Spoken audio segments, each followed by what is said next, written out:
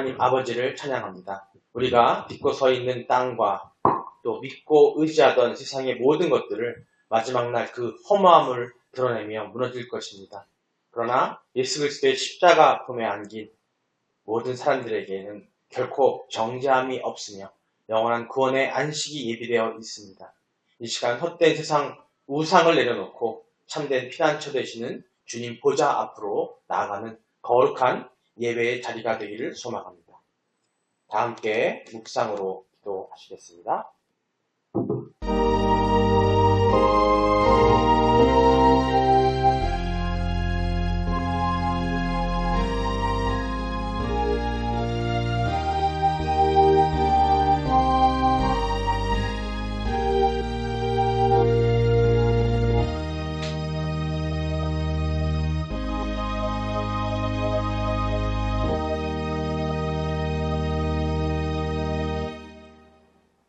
수고하고 무거운 짐진 자들아 다 내게로 오라. 내가 너희를 쉬게 하리라. 하나님은 영이시니 예배하는 자가 영과 진리로 예배할지니라. 온 우주의 통치자이시며 거룩한 심판주 하나님 아버지, 8월의 세 번째 수요일 밤 흔들리는 세상 속에서 변함없는 은혜를 사모하여 주님의 제단에 모였습니다. 오늘 요한계시록 6장에 기록된 여섯째 인의 무서운 우주적 대격변과 어린 양의 진노를 바라보며 우리 영혼을 엄숙하게 돌아보게 하여 주시옵소서. 세상의 돈과 권력, 썩어질 자랑을 의지하던 어리석음을 회개하게 하시고 오직 주 예수 그리스도의 십자가 은혜만을 굳게 붙잡는 밤이 되게 하여 주시옵소서. 아직 회개할 기회가 남아있는 은혜의 때에 마음의 문을 활짝 열고 주님의 음성을 듣게 하여 주시옵소서. 우리 주 예수 그리스도의 이름으로 간절히 기도드립니다. 아멘. 신앙 고백하시겠습니다. 전능하사 천지를 만드신 하나님 아버지를 내가 믿사오며 그 외아들 우리 주 예수 그리스도를 믿사오니 이는 성령으로 잉태하사 동정녀 마리아에게 나시고 본디오 빌라도에게 고난을 받으사 십자가에 못 박혀 죽으시고 장사한 지 사흘 만에 죽은 자 가운데서 다시 살아나시며 하늘에 오르사 전능하신 하나님 우편에 앉아 계시다가 저리로서 산자와 죽은 자를 심판하러 오시리라. 성령을 믿사오며 거룩한 공예와 성도가 서로 교통하는 것과 죄를 사하여 주시는 것과 몸이 다시 사는 것과 영원히 사는 것을 믿사옵나이다. 아멘. 오늘 말씀입니다. 오늘 말씀 요한계시록 6장 12절로 17절입니다. 요한계시록 6장 12절로 17절 함께 한 목소리로 봉독하시겠습니다. 내가 보니 여섯째 인을 떼실 때에 큰 지진이 나며 해가 검은 털로 짠 상복같이 검어지고 달은 온통 피같이 되며 하늘의 별들이 무화과 나무가 태풍에 흔들려 설익은 열매가 떨어지는 것 같이 땅에 떨어지며 하늘은 두루마리가 말리는 것 같이 떠나가고 각 산과 섬이 제 자리에 옮겨지매 땅의 임금들과 왕족들과 장군들과 부자들과 강한 자들과 모든 종과 자유인이 굴과 산들의 바위 틈에 숨어 산들과 바위에게 말하되 우리 위에 떨어져 보좌에 앉으신 이의 얼굴에서와 그 어린 양의 진노에서 우리를 가리라. 그들의 진노의 큰 날이 이르렀으니 누가 능히 서리요 하더라. 아멘. 할렐루야. 생명에 비치신 그리스도 예수를 나의 주인으로 삼는 여러분 되시기를 축복합니다. 우리 서로 인사하시겠습니다. 하나님은 당신을 사랑하십니다. 예수님이 당신과 함께 계십니다. 성령님이 당신을 이끌어 주십니다. 그래서 당신의 삶 가운데 예수님의 빛이 항상 함께합니다. 항상 함께입니다. 네. 아멘. 그리고 여기 치매 예방이에요. 예. 예, 할렐루야. 예. 오늘 말씀입니다. 오늘 또 요한계시록 다시 돌아왔어요. 우리 격주로 진행하고 있어요. 수요일 날은 신약을 요한계시록과 요한복음을 지금 이제 격주로 진행할 거고요. 또 금요일 날은 금요기도회로 창세기하고 이제 금요일 날은 스가랴 소선지서사라고 하는데 선지자들 중에서 소선지서는 짧게 되어 있는 책들을 말합니다. 스가랴 부분을 함께 나가려고 합니다. 예, 오늘 말씀의 제목이에요. 함께 읽어볼까요? 세상이 흔들리는 진노의 큰 날, 오직 십자가만이 참된 피난처입니다. 네, 네. 사랑하는 온내 꿈의 성도 여러분, 오늘 우리는 요한계시록 6장의 마지막 부분인 6째 인에 떼어지는 장엄하고도 두려운 환상을 마주하게 됩니다. 여태까지 5째 인까지는 하나님께서 우리를 좀 봐주셨어. 그러니까 기회를 주신 거라고 보시면 될 것 같아요. 하지만 6장의 6째 인을 떼일 때에 이 두려운 환상을 우리에게 마주하게 되는데 그 환상은 정말 그렇게 될 거라는 거거든요. 근데 그렇게 되기 전까지 지금 이때에 우리가 어떻게 해야 될지 오늘 알려주고 있는 답은 뻔해요. 뻔하고 당연한 답인데 왜 자꾸 경각심을 불러일으켜주는 얘기입니다. 첫 번째 인부터 넷째 인까지의 재앙은 땅의 4분의 1을 여러분 기억하시죠? 4분의 1에 임하는 부분적인 재앙이자 경고였다면 6번째 인에 열리는 순간 이제까지와는 비교조차 할 수 없는 아주 전 우주적인 대격변이 일어납니다. 땅이 흔들려 갈라지고 하늘의 해와 달이 빛을 잃으며 별들이 우수수 떨어지고 하늘의 두루마리처럼 말려 떠나간다는 거예요. 상상을 한번 해보세요. 막 우리 영화나 TV에서 보면 막 그 환타지 이걸 보게 되면 그런 것들 볼 수 있는데 그런 일이 진짜 일어난다는 얘기입니다. 하늘이 말리고 세상의 모든 왕과 부자, 힘 있는 자들이 산과 바위 틈으로 도망친다고 해요. 숨어서 제발 우리를 덮어달라. 우리를 어린 양의 진노에서 가려달라고 비명을 지르는 모습까지 나옵니다. 성도 여러분, 인류 역사의 마지막 날에 왜 이런 끔찍한 우주적 격변이 일어나는 것일까요? 오늘 본문은요, 우리가 평생 목숨 걸고 의지하던 세상의 실체가 무엇인지를 가장 먼저 폭로하고 있습니다. 그 첫 번째 진리를 함께 나누겠습니다. 네, 첫 번째 함께 같이 읽어볼까요? 시작. 세상에서 가장 견고하다고 믿었던 모든 것들이 마지막 날 허무하게 무너집니다.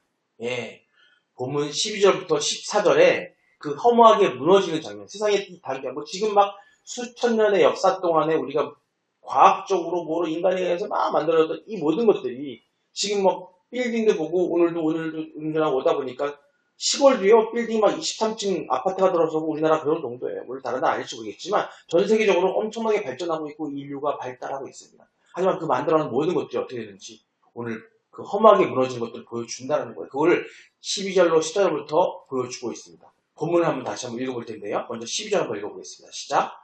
내가 보니 6째 인을 떼실 때에 큰 지진이 나며 해가 검은 털로 짠 상복같이 검어지고 달은 온통 피같이 되며 13절입니다. 하늘의 별들이 무화과 나무가 태풍에 흔들려 설익은 열매가 떨어지는 것 같이 땅에 떨어지고 또 14절입니다. 하늘은 두루마리가 말리는 것 같이 떠나가고 각 산과 섬이 제자리에서 옮겨지매. 아멘. 사람들은 땅을 움직일 동에서 잘 써서 부동산이라고 부르죠. 그죠? 네. 땅, 그죠? 우리가 부동산. 그죠? 부동산이 있는 사람들은 좀 든든하잖아요. 그죠? 땅이 있으면은.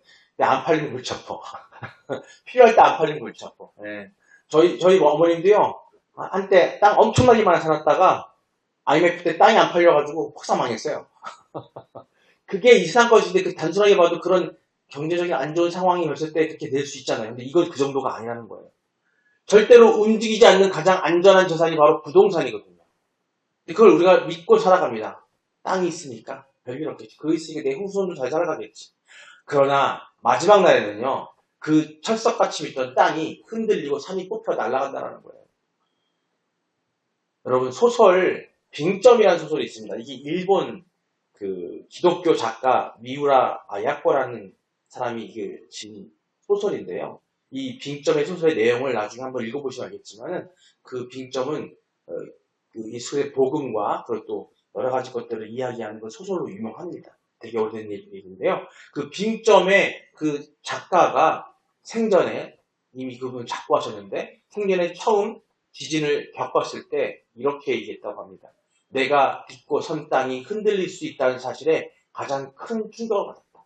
여러분 일본에 지진이 많은 거 아시죠? 근데 이분이 살아서 처음으로 지진을 겪었을 때 그런 얘기를 했대요. 내가 딛고 선 땅이 흔들릴 수 있다는 사실을 난 처음으로 충격받았다. 상상도 못했다는 거죠. 혹시 지진을 경험해 보신 분 계시나요? 저는 일본에서 지진을 경험해 봤어요. 유학 시절에. 근데 저는 진짜 혼비백산했습니다.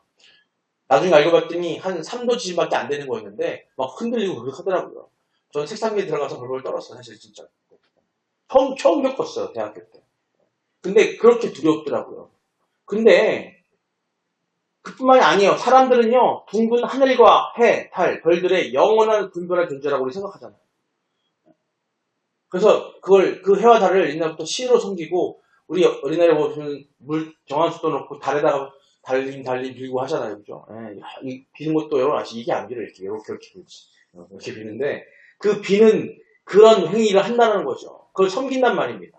그러나 마지막 날에는요.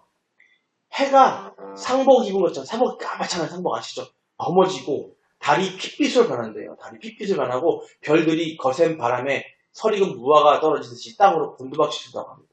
그게 뭐냐면 땅으로 곤두박질친다는 모습은 뭐냐면 이 땅으로 오는 해성도 있을 거고 우리가 과학이 발달해서 지금 우주선이 나가고 탐사선이 나가가지고 이 다른 은하계도 하고 있지만 우리가 알고 있는 우주만 해도 아는데 그 우주의 모든 것들이 어떻게 다 곤두박질쳐버린 거예요.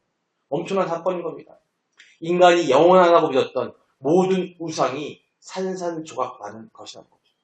오직 변함없으신 하나님 한 분 외에는 이 세상에 영원한 반석이 없음을 오늘 말씀을 통해서 선포하고 지시하고 있는 겁니다. 우리가 믿던 땅도 또 하늘도 다 깨지고 무너진다면 대체 왜 온 자연 질서까지 이토록 처참한 고통을 겪어야 한다는 겁니까? 성경은 그 배후에 숨겨진 인간의 죄의 무서운 파괴력을 두 번째 교훈으로 고발하고 있습니다. 두 번째 대지입니다. 함께 읽겠습니다. 인간의 범죄는 더 큰 불행을 몰고 되돌아오는 부메랑 같습니다. 여러분, 부메랑 아시죠? 부메랑.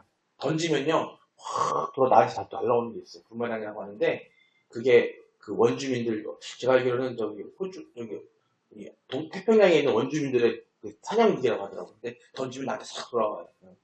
그 결국 잘못 맡으면 내가 맞겠죠, 그죠? 우리는 인간뿐만 아니라 죄 없는 자연과 피조물까지 심판의 대격변을 겪는 이유는 인류의 죄 때문이라는 겁니다. 에덴 동산에서 아담과 하와가 지은 그 작은 불순종. 아담과 하와의 그 불순종은요, 나무 뒤에 숨는다고 끝나지 않았습니다. 그 죄는요, 자식들의 살인으로 번졌고, 우리가 창세기를 같이 함께 나누면서 들었잖아요. 자식들의 살인으로 번졌고, 결국에는 그 살인을 통해서 피폐하고 모든 사람들이 정말로 하나님이 원하지 않는 거룩하지 않은 삶을 사는 그 모습을 보고 하나님께서 결국에는 어떻게 했어요? 노아 홍수의 심판을 결정하신 겁니다. 마침내 온 우주를 파괴하는 대재앙이 부메랑에서 돌아왔다는 겁니다. 그 위대했던 다윗 왕을 보시자고요. 다윗은요, 한순간의 정욕을 채우기 위해서 바세바와 간음을 합니다. 다윗의 그 한순간의 정욕 때문에 이를 숨기려고 했지만 그 죄의 열매는 그 다윗의 자녀들 간의 칼부림, 또 첫째 아들의 압살롬의 반역을 통해서 쫓기는 신세가 되기도 했고요. 결국에는 온 백성이 겪는 전쟁의 참화로 결과를 낳게 됩니다. 죄는 절대로 감추어지지 않습니다. 작은 죄라도 신속히 회개하지 않으면 결국 나와 내 가정, 온 세상을 무너뜨리는 무서운 괴물로 자라납니다. 여러분, 이 순간 내가 죄를 지었다. 하나님 말씀에 비춰서 내가 죄를 발견했다면 그것을 회개하고 더 이상 하지 않으려고 우리는 기도를 통해서 행해야 할 것을 믿으시기 바랍니다. 이처럼 모든 죄의 결과가 낱낱이 드러나는 진노의 날에는 사람들은 자신을 구원해줄 피난처를 찾아 헤매게 됩니다. 과연 세상의 스펙이나 돈이 그날에 우리를 지켜줄 수 있을까요? 세 번째 교훈을 보시겠습니다. 함께 읽어보겠습니다. 하나님의 심판대 앞에서는 돈과 권력이 아니라 오직 믿음만이 구원의 기준입니다. 15절을 보면요. 하나님의 진노를 피해 바위 틈으로 도망치는 사람들이 나옵니다. 함께 읽어보겠습니다. 시작. 땅의 임금들과 왕족들과 장군들과 부자들과 강한 자들과 모든 종과 자유인이 굴과 산들의 바위 틈에 숨어. 아멘. 여기에 기록된 사람들은요. 임금들, 왕족들, 장군들, 부자들, 강한 자들, 종들과 자유인. 정확히 7개 부류인데요. 즉 완전수로 표현된 이 세상의 모든 불신자들을 표현한 거예요. 7이 완전수인 거 아시죠? 완전한 죄악 가운데 있는 자들을 얘기하는 겁니다. 청와대나 백악관에 앉아있던 권력자든 천문학적인 재산을 가진 재벌이든 하루를 힘겹게 사는 종이든 하나님 앞에서는 아무런 차별 없이 모두가 심판의 대상이라는 거예요. 세상은 돈과 권력이 있으면 죽어서도 화려한 묘지를 만들며 부귀 영화를 누릴 줄 압니다. 그러나 하나님의 심판대의 앞에서는요. 세상의 통장 장고나 계급장이 아무런 효력을 발휘하지 못한다는 겁니다. 오직 예수 그리스도를 믿어서 성령으로 거듭난 바로 우리들, 바로 여러분들, 새로운 피조물만이 그 심판을 통과할 수 있다는 겁니다. 세상에서 가장 높고 부유하던 자들이 바위 틈에 숨어서 바들바들 떠는 그 이 옹색한 모습 한번 보십시오. 그렇다면 그 무서운 진노 앞에, 진노의 날에 우리를 안전하게 숨겨줄 수 있는 진짜 방편은 무엇일까요? 여러분 그 비밀을 알고 있습니다. 그 네 번째 은혜의 비밀입니다. 함께 읽어보겠습니다. 비참하게 숨은 권력자들과 달리 우리를 완벽히 숨겨주는 방패는 뭐요? 예수님의 십자가입니다. 대재앙의 날에 세상 군왕들과 부자들은 자신들이 살던 성체 같은 대저택을 버리고 어디로 가요? 산과 바위 틈에 숨어서 외칩니다. 바위야, 우리 위에 떨어져 우리를 가려다오. 바위에게 하던 저택, 모든 것 돈 다 버리고요. 그 마지막 날에는 어떻게 한다고요? 세상의 바위들 틈에 숨어서 틈바위를 숨어가서 마치 쥐가 틈으로 들어가든 동물이 쫓기는 포식자 동물에 쫓겨 도망가는 사람처럼 숨어서 바위들에게 얘기한다는 거예요. 우리 위에 떨어져 우리를 가려다오. 비명을 지릅니다.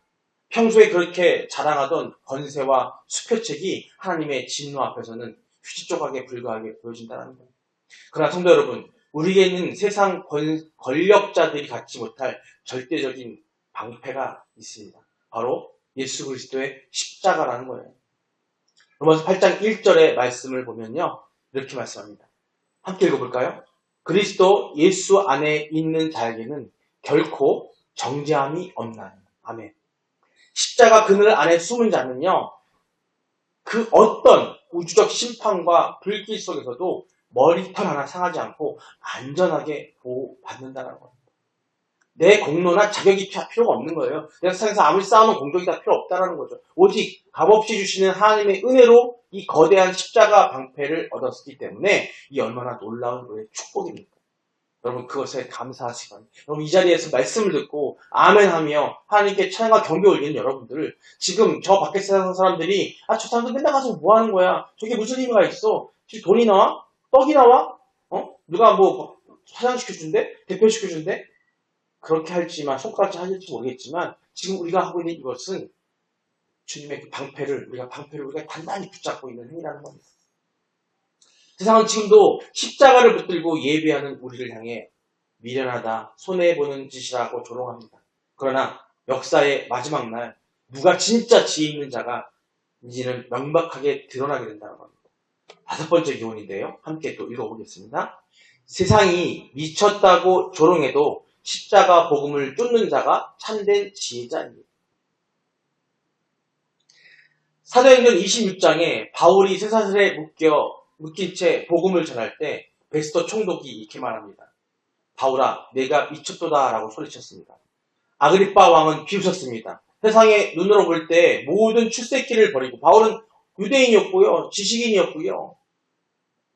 가진 자였다는 말이에요. 하지만 그것을 소리치고 복음을 전하고 예수를 전하는 그 바울을 보고 이들이 이렇게 비웃었다는 겁니다.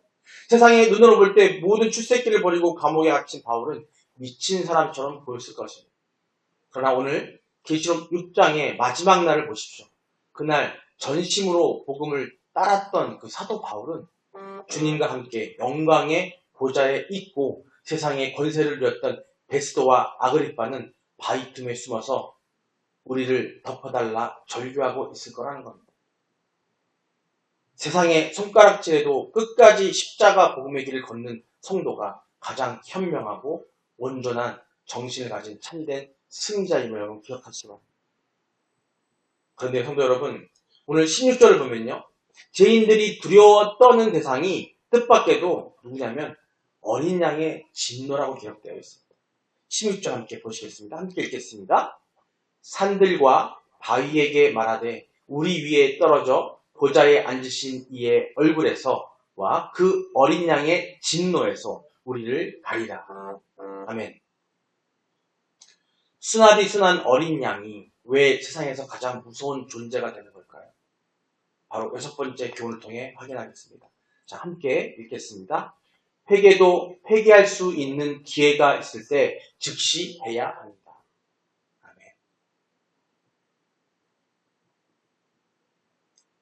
회개도 회개하고 싶어도 회개할 수 있는 회개가 불러온 상태를 얘기하는 거예요. 본문의 죄인들은요, 재앙이 하나님과 어린 양에게 온 것임을 알면서도 하나님께 엎드려 회개하지 못합니다. 이미 그 기회를 잃은 거예요. 왜 그럴까요? 그들의 마음이 양심의 화인을 맞은 것처럼 그 완전히 마비되어서 회개하고 싶어도 회개할 수 없는 회개 불능 상태에 빠져 있기 때문이라는 겁니다. 중병도 치료할 수 있는 골든타임을 놓치면 손을 쓸 수가 없게 됩니다. 회개도 기회가 있을 때 해야 한다는 거죠.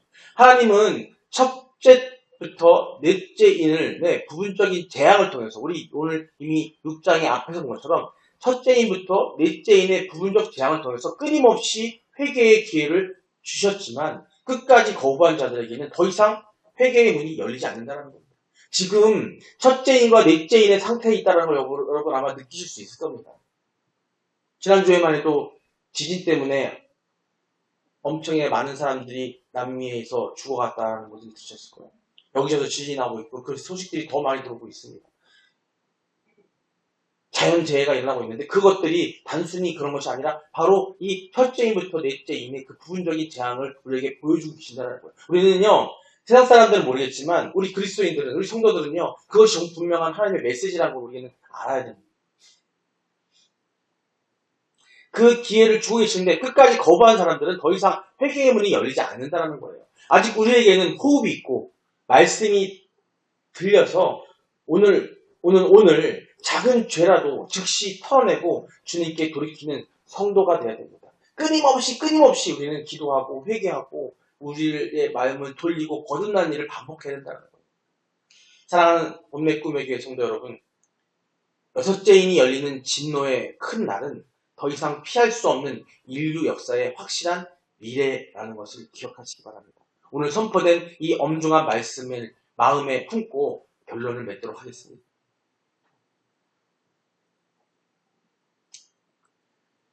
마지막 날에는요, 인간의 의지하던 땅과 부동산, 하늘의 해와 달과 별까지도 허무하게 무너져 내릴 겁니다. 세상의 돈과 지위는 하나님의 진노 앞에서 우리를 단 1초도 지켜주지 못합니다.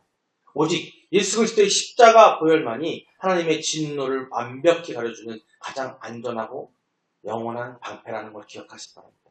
사랑의 어린 양이 무서운 공의의 심판주로 오시기 전에 은혜의 기회가 남아있는 바로 지금 헛된 우상을 버리고 온전한 회개와 믿음으로 십자가 뒤에 굳게 서서 영원한 천국을 소망하는 모든 성도들이 되시를 주님의 이름으로 축원드립니다. 오늘 말씀을 통해서 마무리해 나갈 텐데요. 흔들린 세상 속에서 성도가 붙잡아야 할 영원한 반석과 십자가의 능력이 무엇인지 세 구절의 말씀을 통해서 나눠볼까 합니다. 그럼 마무리하겠습니다. 시편 62편 2절입니다. 자, 함께 읽겠습니다. 오직 그만이 반석이시요 나의 구원이시요 나의 요새이시니 내가 그게 흔들리지 아니하리로다. 아멘. 땅이 갈라지고 하늘이 무너지는 우주적 대격변 속에서도 성도가 요동하지 않는 유일한 이유는 변함없으신 전능자 하나님만을 내 인생의 유일한 반석과 요새로 삼았기 때문입니다. 다음 말씀 갈라디아서 6장 14절입니다. 함께 읽겠습니다. 그러나 내게는 우리 주 예수 그리스도의 십자가 외에 결코 자랑할 것이 없으니 그리스도로 말미암아 세상이 나를 대하여 십자가에 못 박히고 내가 또한 세상을 대하여 그러하니라. 아멘. 세상 사람들은 돈과 권력, 가문의 스펙을 자랑하다가 심판날에 수치를 당하지만 우리 성도들은 오직 나를 진노에서 건져내신 예수 그리스도의 십자가만을 인생의 최고의 자랑으로 삼으셔야 한다는 겁니다. 마지막 말씀입니다. 고린도후서 6장 2절입니다. 함께 읽겠습니다. 이르시되 내가 은혜 베풀 때에 너에게 듣고 구원의 날에 너를 도왔다 하셨으니 보라 지금은 은혜 받을 만한 때요 보라 지금은 구원의 날이로다. 아멘. 회개의 문이 닫히고 심판의 날이 임하면 눈물로 호소해도 기회가 없습니다. 하나님께서 경고하시고 말씀을 들려주시는 바로 지금, 여러분이 살고 있는 이 지금이야말로 겸손히 회개하고 구원의 은혜를 덧입혀야 할 가장 큰 복된 시간이라는 걸 여러분 기억하시기 바랍니다. 예, 이 시간 우리가 삶에 적용하는 시간을 가져볼 텐데요. 내 삶의 부동산, 세상의 의지처를 점검하고 영원한 반석이신 하나님만에 의지하기 바랍니다. 언젠가 불타 없어질 아파트, 사람의 인맥, 인생의 안전벨트를 삼지 마시고 오직 변함없는 하나님의 말씀만을 내 삶의 기초로 삼으시고 살아가시기 바랍니다. 두 번째, 죄를 숨겨 거두지 말고 말씀 빛 앞에서 즉시 회개하시기 바랍니다. 다른 사람에게 말 못하고 내 자녀에게, 내 친구에게, 내 아내, 내 남편에게, 내 가족에게 말 못하지만 여러분 주님께 말씀드릴 수 있어요. 여러분의 죄를 고백해야 됩니다. 그 고백은 뭐예요? 말씀을 통해서 내가 죄가 무엇인지 깨달았다면 그걸 고백하고 회개하는 일을 하셔야 한다는 거예요. 작은 죄라도 마음에 품어두면 영적 감각이 마비되어서 돌이킬 수 없는 파멸의 일입니다. 작은 것이요 커지는 거예요. 3살 버릇 8까지 한다고 합니다. 속담이 있죠, 그죠? 네. 바늘도둑이 손톱된다고 하는 말이 있습니다. 작은 것이 뚝뚝의 조그만 뚝뚝 구멍이 나라 전체를 다 망쳐버리는 일이 발생하는 것처럼 우리는 그 작은 거 하나하나를 갖다가 그때 매일 밤 기도의 자리에서 죄를 자백하고 보혈로 씻어내는 영적 청결을 유지하시기 바랍니다. 기도할 때 난 죄 없어요, 난 모르겠어요가 아니라 그 죄를 찾으셔야 돼요. 세 번째로 십자가의 안전한 피난처를 이웃들에게 부지런히 전하셔야 됩니다. 나만 살 수 없잖아요. 이웃은 내 가족을 물론이고 내 주변의 모든 사람들, 이 세상의 모든 사람들, 알지 못하는 사람들에게 전해야 되는 심판의 날에 바위 틈을 찾아서 절규할 가족과 이웃들을 불쌍히 여기시고 진노의 날이 이르기 전에 그들의 손을 잡고 십자가 구원의 은혜 앞으로 인도하는 복음의 전도자가 되시기 바랍니다. 주기도문으로 예배 마치겠습니다. 하늘에 계신 우리 아버지여 이름이 거룩히 여김을 받으시오며 나라의 임하옵시며 뜻이 하늘에서 이루어진 것 같이 땅에서도 이루어지이다. 오늘날 우리에게 일용할 양식을 주옵시고 우리가 우리에게 죄진 자를 사하여 준 것 같이 우리의 죄를 사하여 주시옵고 우리를 시험에 들게 하지 마시옵고 다만 악에서 구하시옵소서. 나라와 권세와 영광이 아버지께 영원히 있사옵나이다. 아멘.